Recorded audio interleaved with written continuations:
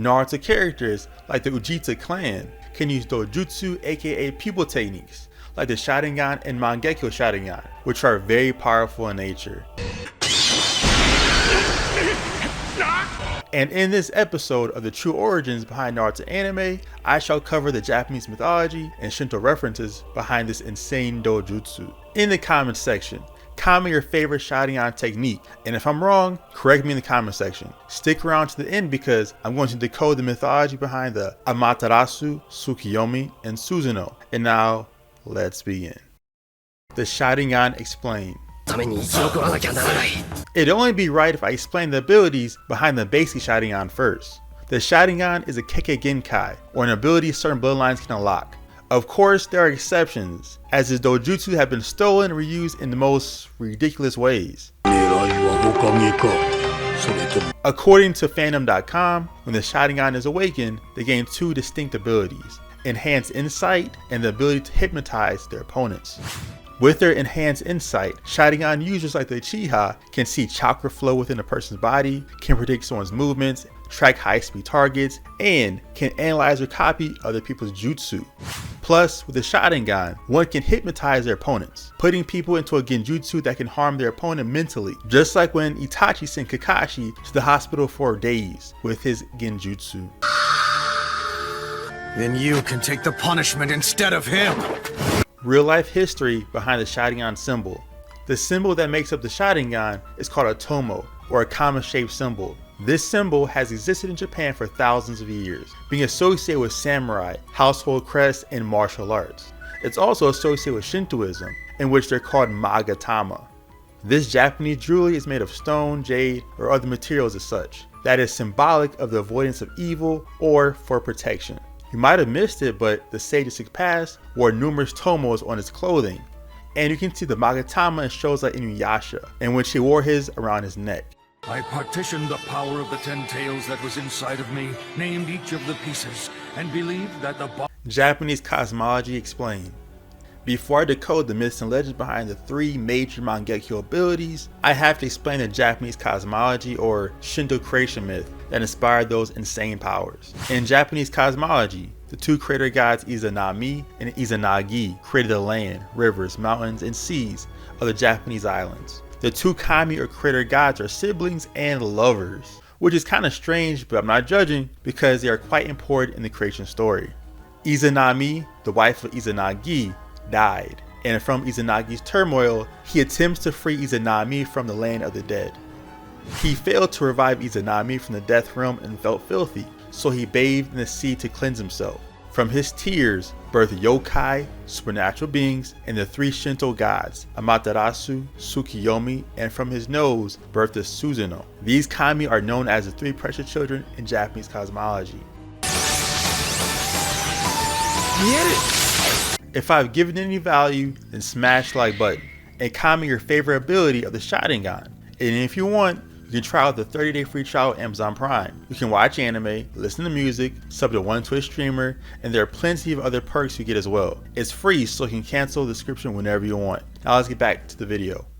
Mangekyo Sharingan Explained.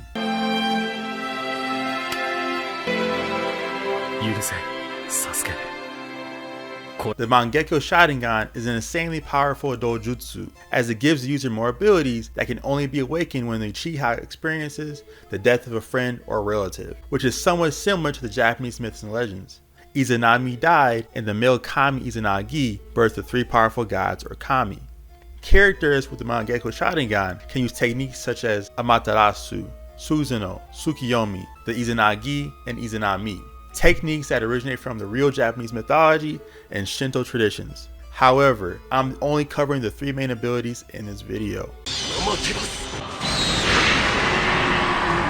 Mythology of the Amaterasu. The Amaterasu is a technique that releases a black flame from the user's eye. Used by Itachi Uchiha at first, then Sasuke took this technique to a whole nother level. This dojutsu ability is extremely dangerous since it cannot be extinguished by regular means. It's an eternal fire that keeps burning unless the user puts it out. And in Shinto religion, Amaterasu, the goddess of the sun, is the most important Shinto deity, as she is the source of all life and light in the entire world. Born from her father, Izanagi's left eye, Amaterasu is supposed to be the oldest out of the gods Tsukuyomi and Susanoo. Myths and legends say Amaterasu hid into a cave because her sibling Susanoo upset her, and the sun's light or power plunged the world into chaos. The gods devised a plan to get her out of the cave to re-illuminate the world. They end up doing so, and the world is saved from the utter destruction. Amaterasu is incredibly powerful, and without her radiance, it's said the world would be doomed. Mythology of Tsukuyomi.